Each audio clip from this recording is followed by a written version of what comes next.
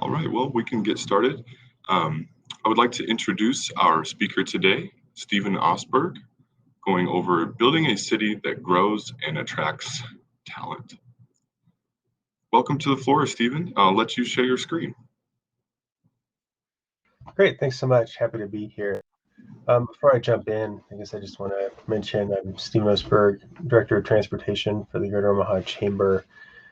And, a while back, the Greater Omaha Chamber kind of polled all of its members to understand, okay, what's it going to take for us to have a strong economy in 2040, right? So looking at that far. And, a lot of that included, our outcomes included a lot of the typical things that you would think of, how do we have the incentives and tools and policies in place for businesses to grow? How are we training the workforce up in a way that makes sense for everyone? Are the supply chains there? And all of that. But one piece that we really decided to focus on as an entity is this idea of place and quality of place. And how do we get people to want to live here, people who live here now to stay here, people who live elsewhere to move here. And that's kind of where my work is born, is out of that idea of place and quality of place. And how do we make the Greater Omaha region in particular a wonderful place to live? And because of that, then we can build up our workforce and attract talent from elsewhere. Ultimately, we talk a lot about how, it used to be that raw materials were kind of the thing that we would compete for, businesses would compete for, and that's what allowed people to grow or not grow. Now, clearly that's changed and it's all about talent. So how do we use the city itself as a tool for talent attraction and retention? As I get going here, put any questions you've got in the chat. I see one right off the bat. Will Omaha start having bike lockers soon? And we do at a few businesses so far. On the public sector side, probably not super soon, but I can dive into that more towards the end when I get into some of that piece. So, all right. So a lot of times, when I started doing my work on transportation, I would go around and I would talk to people, and they would always say, okay, what does the chamber care about transportation? Why are you even getting into that? And I want to kind of focus on transportation as one part of this placemaking aspect. And well, a lot of it comes down to this number for us, 3.5%. And this is a number that we brag about sometimes, but it's also a number that kind of hurts us at times. And that, of course, is our unemployment rate. 3.5% is our present unemployment rate, even at the tail end of a pandemic that's kind of ravaged portions of the economy, right? We're famous for having a perennially low unemployment rate, which is great in some ways. We don't have to expend a lot of services for folks who might need support, but at the same time, that means we don't have much of a labor force to draw from if businesses want to grow or if new businesses want to come here. We have a major workforce shortage. And so what does that have to do? Well, it's something we've been talking about for years and years now. We've talked about this workforce crisis, and it's kind of really become even more apparent during the pandemic and all of that as international immigration has kind of slowed down as well with the last administration's policies. So what does that have to do with transportation? Well, two things. One, we know that unemployment rate, while low across the region, kind of hides the fact that there are pockets of much higher unemployment. There are some census tracts with unemployment rates around 20% in the Omaha metro area. And the Washington Post did a story a few years ago on this fact. In Omaha, they followed a couple people through these really great job training programs where people learned about interviews and job skills and were connected. Their hands were held right through the interview process, the job offer. But then the story kind of reveals that it became really hard for them the people to actually make it all the way through the program because of two things. One, a lack of childcare, and two, a lack of transportation, both to get to the training, but really to get to where the jobs are. There's kind of a disconnect in the Omaha metro area from where we see the greatest job growth, which is on the western and southwestern fringe of the metro, or at UNMC itself. And then in Northeast Omaha, where we see the greatest levels of under and unemployment. And so there's kind of one piece there with transportation. We can physically connect people to the educational opportunities and the jobs, and that's one part of this whole idea. But the other is kind of looking at, well, what are other cities doing as they try to attract talent? And you see Seattle, Minneapolis, Atlanta, Kansas City, all were successful, very successful in the first half of the last decade at attracting talent. Some of them have had issues lately as housing prices have kind of risen out of control.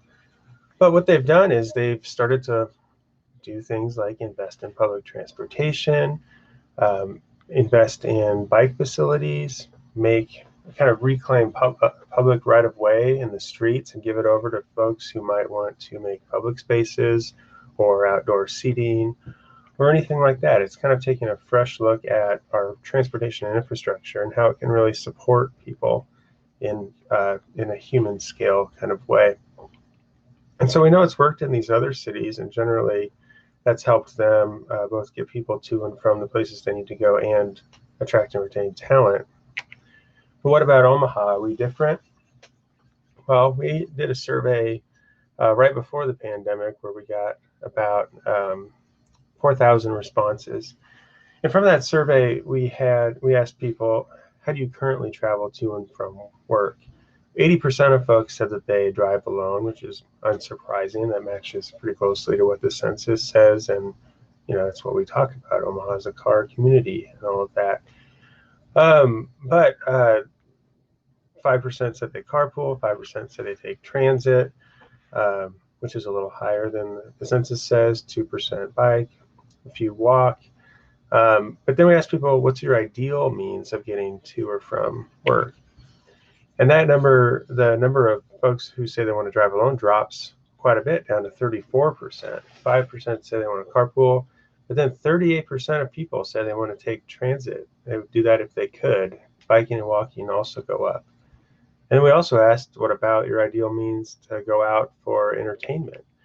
And the driving alone percentage dropped even more to 26%. Carpool goes up, transit stays high, walking's high, and then other, which is Lyft and Uber and things like that. And so as we kind of think about, what people want to see in Omaha, there's a clear gap between what people are currently doing and what they claim they want to be doing. And so with that gap between that 80% of driving alone presently to 34% now, or would in the preference, that's a measure of dissatisfaction. And until we can kind of close that gap, we're at risk of frustrating those folks. And that's one more reason that they might choose to leave and move to a different market. And so what can we do from our transportation investments? Here's a map that we made of the Greater Omaha region based on where people live. The gray lines that you see on there are the frequent transit routes. That means buses run every 15 minutes, at least, during the peak periods, during rush hour.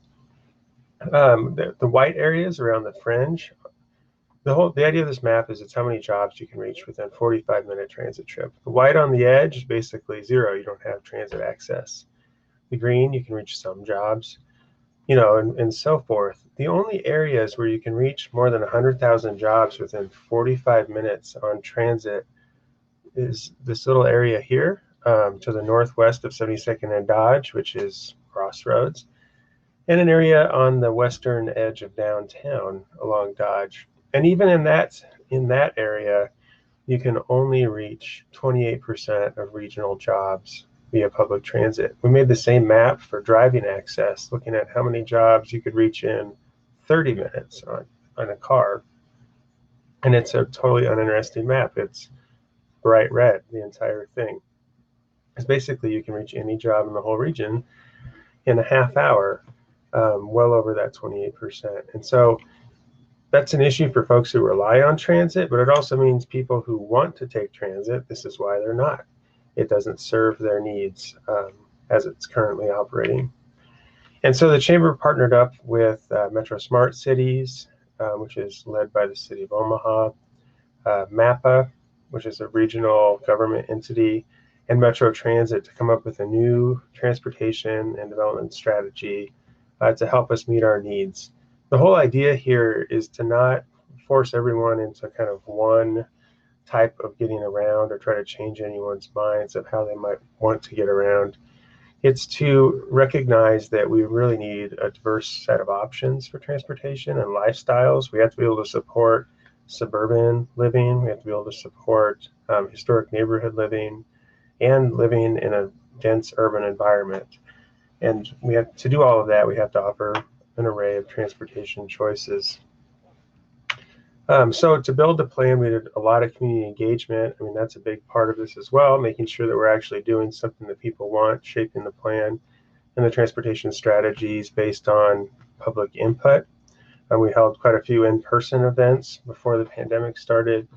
We were at Omaha, we had an event at Film Streams, we had quite a bit of online presence with surveys. I think collectively we've gotten about 7,500 survey responses. And through all of that engagement, we kind of settled on 4 main goals. The idea here was to kind of take a step back and say, look, our transportation system, we don't want to just, eliminate traffic congestion. That's not really the thing that people want in their lives. It's not just about that. It's about what's our region's real needs and how do we address those. And so we landed on the 4 goals of access to opportunity, talent attraction retention, which is something that I'm talking about more specifically today, economic growth throughout the region, and stewardship of the transportation system. The idea of economic growth is kind of that, does the transportation system also serve the movement of freight? Does it also help catalyze higher value real estate development and things like that? And then stewardship is just, are we taking care of everything? How is the pothole situation out there, and all of that?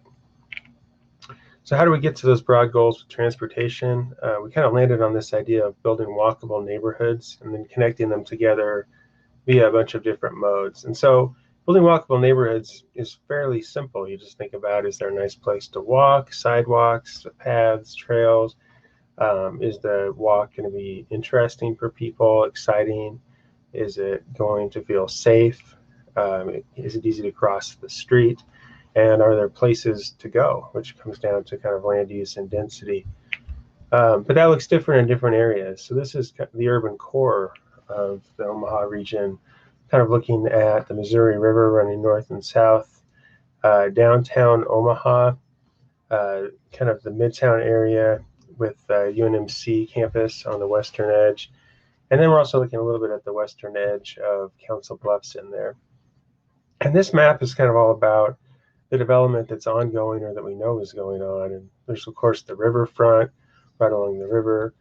On the western edge, there's UNMC and their Project Next. And that project, we're anticipating about 10,000 jobs in the next 10 years. With that influx of people alone, let alone all the other developments that we're seeing closer to the riverfront or at the Civic Auditorium site, or even in Blackstone now, we're going to see a tremendous influx of people both living, working, or playing in this area.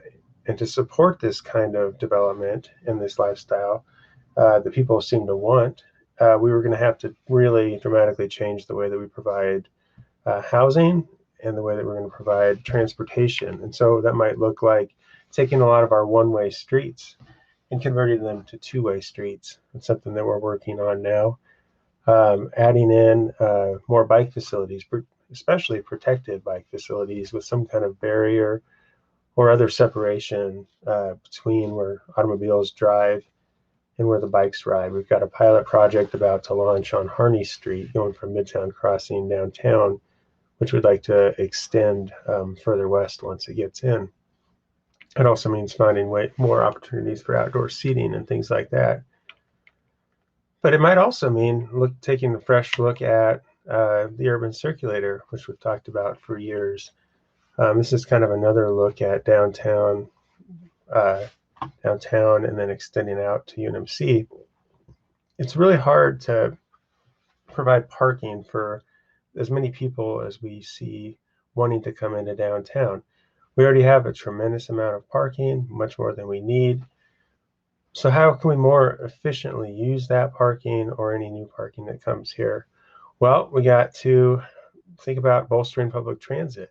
And so the idea of some kind of fixed route, fixed guideway transit, which is basically just means rail, running every 8 minutes or so up and down the corridor, connecting the different places where people might live, might work, and parking garages, kind of makes this really great opportunity for very dense, vibrant, active development all up and down the core.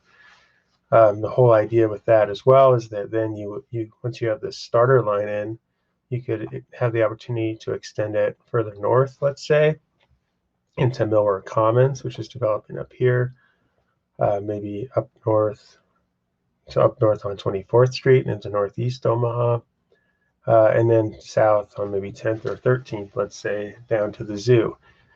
You use that as kind of one opportunity to really drive economic development, density, real estate development, right? That's kind of one of the main outcomes of using something like an urban circulator.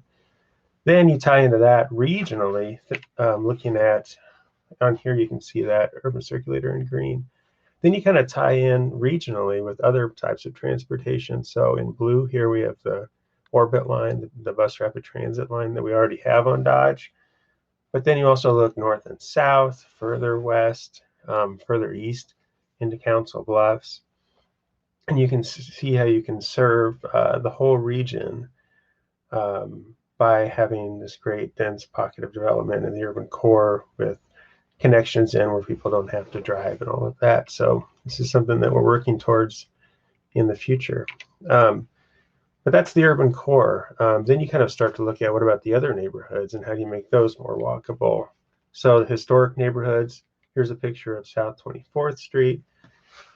You know, in historic neighborhoods, historic commercial districts that were originally built up around the streetcar network, the idea there is to kind of overhaul the streetscapes, make it a more pleasant place to be outside, support smaller scale kind of nodes, pockets of denser development that can kind of serve as entry points into that regional transit system, but are also just great places and destinations for the people who live in the neighborhoods right there.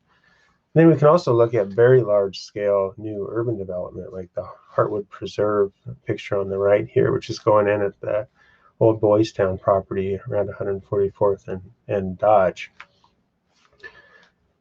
Kind of a semi-urban environment in a suburban area, but we need to make sure that we connect it to the rest of the region through public transit and make it nice and walkable from the surrounding neighborhoods. But lots of opportunity there. Then, of course, as we think about making walks interesting and fun, we should also think about just injecting some joy and play into the environment. And so this is an example from Philadelphia. It's called an urban thingscape. But you can imagine these kind of just along the sidewalks or near bus stops or whatever, all across the region, places where kids or really anyone of any age can kind of play and have fun and hang out, you know, whether they're waiting for transit or they're just looking for something to do. All of this kind of feeds into this vibrancy of place. And again, all the things that make people want to stay here or attract here or come here. So if we think about the walkable neighborhoods, next we need to think about how to connect the neighborhoods together, which I kind of touched on a second ago with that regional transit piece. But here's a map of what we're dealing with right now with our transit system. In orange, going east and west right in the middle there, you can see our BRT line, the Orbit. And that runs from about 10th Street west along Dodge and Douglas out to West Rose, excuse me. Then in the teal, we can see that frequent transit network, again, where buses run every 15 minutes in rush hour. In light green, that's where the buses run maybe every 30 or 60 minutes. And then the red is where the buses run express service. They only run during rush hour, just a couple trips. This kind of navy area that's shown on here these are areas of racially or ethnically concentrated areas of poverty. And that's kind of a federally defined term, but basically that's where we see large concentrations of people of color who are also in poverty. And we want to take special consideration to better connect people who live there to jobs and other opportunities across the region, right? You can see that our current system is somewhat mixed in our ability to actually serve people in those areas. So we're very excited about Orbit coming in on Dodge and Douglas, but we definitely have some next steps planned with Metro Transit. First, there will be another Orbit line, probably 2 more Orbit lines in the next 10 years. But the next line will definitely go north-south. And that runs either on 24th Street the whole way, 24th Street south, and then jogging over to 30th Street to go north, or on 72nd Street. Those are kind of the 3 main candidates. And so that's again, that would be a bus running every 10 minutes, and that ties into that existing Orbit line and helps us kind of build out that system of fast, frequent, reliable service. But then we also see then, what do we do out here where we've got lower density areas? Well, this is where we're going to pilot some kind of new transit system, micro transit, where we've got a shuttle, let's say, and people can summon it via an app, just like Lyft and Uber, in real time. But they would have a shared trip. They would share the vehicle to get where they need to go. This has had mixed success. It's been tested around the country, really around the world. Some places it works, some places it doesn't. We think it's worth trying here as a way to connect people in lower density areas and provide that curb to curb service that some people really need. Then we recently passed legislation that will allow Metro Transit to extend into Sarpy County. Presently, they're limited to the city limits of Omaha. Any service they provide outside of Omaha is kind of on a one-off contract, and they can't really design the routes that they think are the best. So they're going to convert to a regional transit authority, and that would allow them to extend service in the Sarpy County, which could be in fixed route transit, or it could be in that kind of micro transit app-based system that I mentioned, depending on what they want to do there.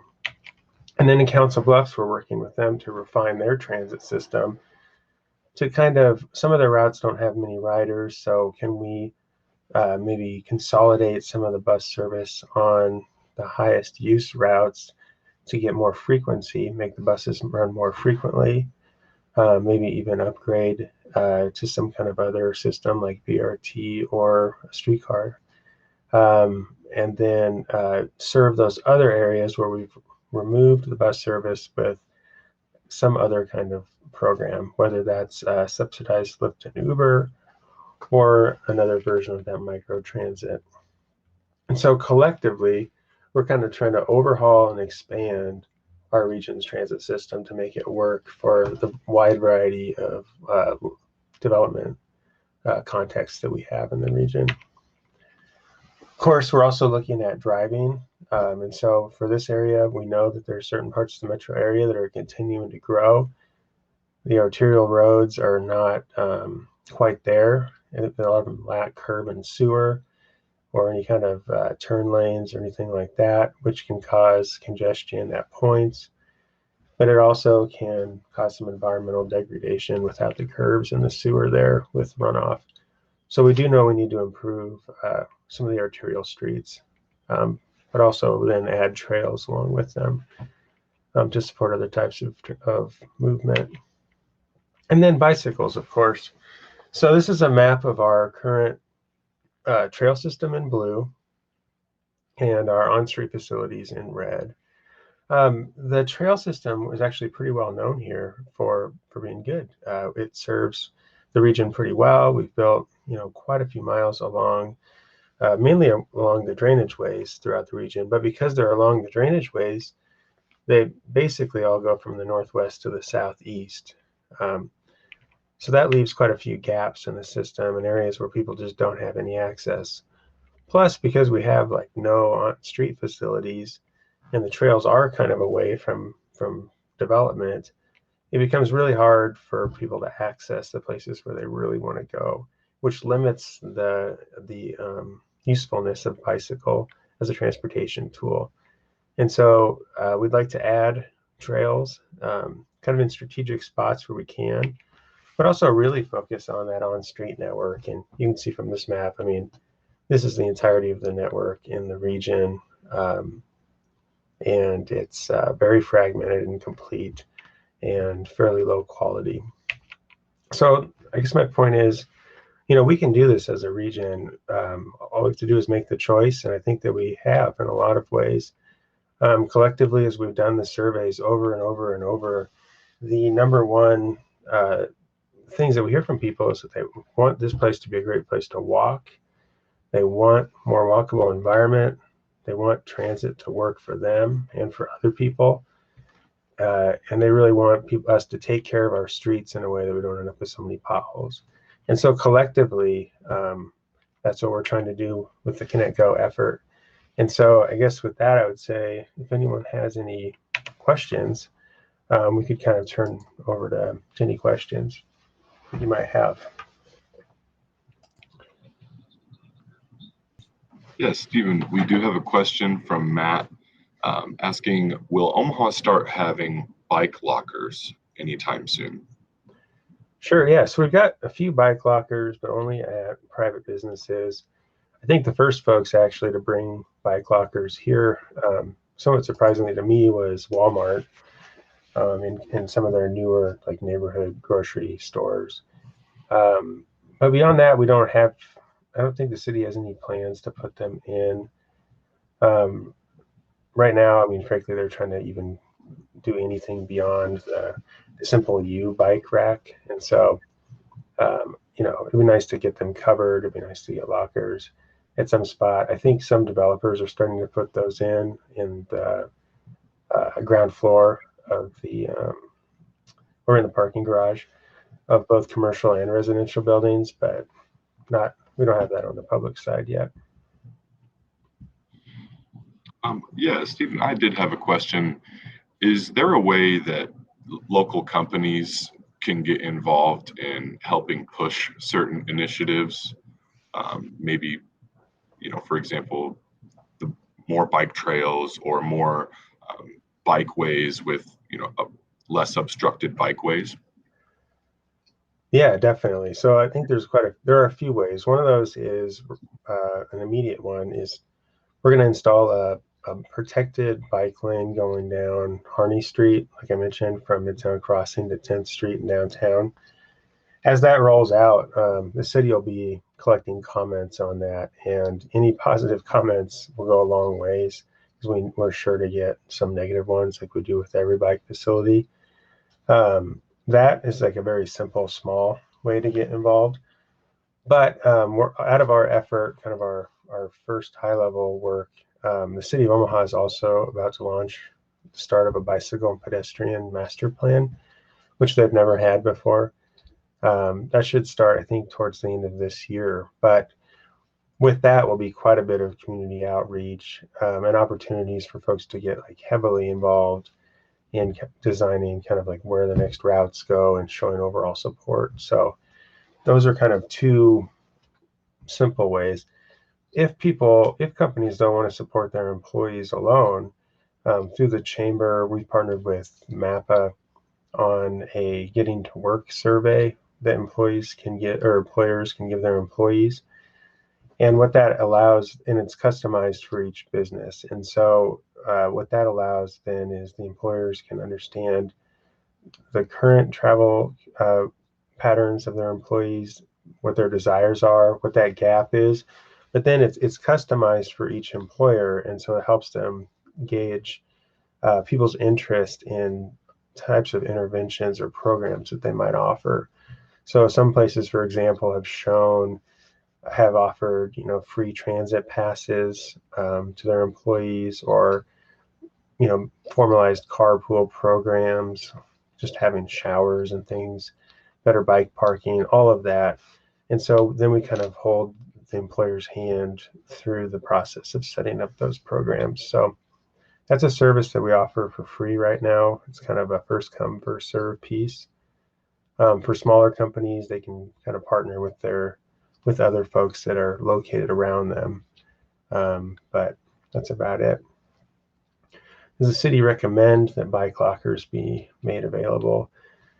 I don't think it's a hard, definitely not as strong as you would probably want.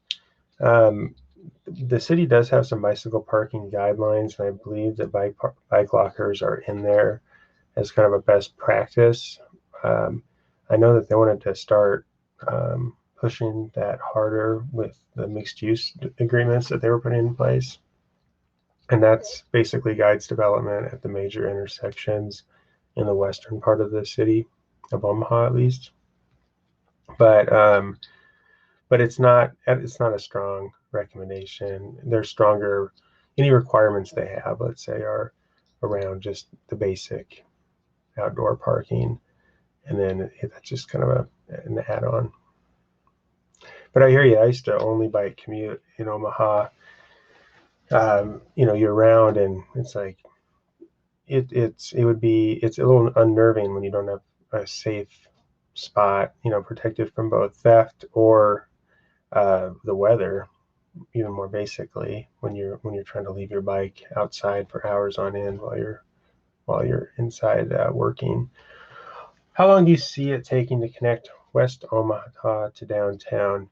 On that question, I guess I'd ask, connecting what? Via bicycles or transit or? Yeah, it was kind of general. I would say more so by bus routes.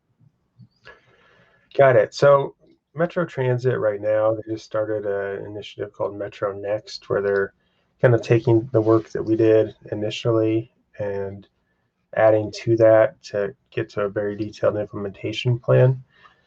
And with that, I know they're looking at expanding their coverage if they can. The thing is, it's just at some point, if the land use isn't dense enough, it becomes really difficult to support that with, like I was saying, the typical fixed route like buses or anything like that. And so until we see denser development along those main corridors, we're probably not going to see much of an expansion. But we are going to try that pilot project here, hopefully in the next year to 18 months, to get that kind of micro transit going there. And then you could imagine, though, as I showed that map of the whole region, you could imagine a really nice transit route going from UNMC down Saddle Creek out to Center, and then just west on Center. And there you'd have UNMC, you'd have Exarban Village, you'd have Bergen Mercy, then you'd have Canfield Plaza, which is ripe for redevelopment, and you would have basically, like, every mile you have either an existing large commercial development or an opportunity for very large scale redevelopment, like Oakview Mall, or the area around 120th and West Center, all the way out to Lakeside Hospital. And so you could even imagine, and there's plenty of right of way there, you could imagine having even a light rail line there. That's probably our best opportunity for something like that. But that's dependent upon kind of coordinating the land use development at each of those like mile long or mile separated spots to have a station there. Okay, thank you. Mm-hmm. Any other questions?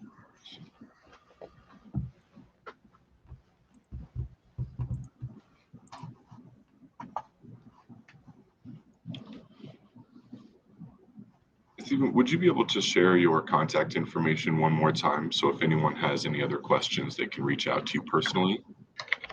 Sure, I'll just put it in the chat. That's probably the easiest. Yep, feel free to reach out if you want to get more involved on any of this stuff, or if you have thoughts on transportation or even just any kind of urban development, ideas for the future of downtown, midtown, anything like that.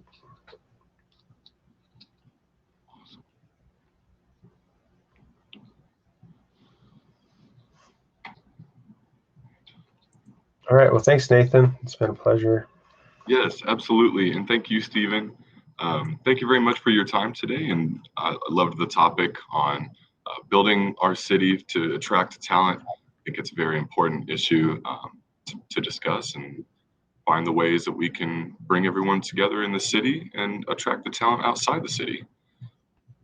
Again, thank you for your time, and we will see you next time. If you are still on, you can head to our networking sessions and or the expo booths to find out more about our sponsors and companies that are attending this conference. Other than that, enjoy the rest of your day at Infotec, and we'll see you again next time. Thank you.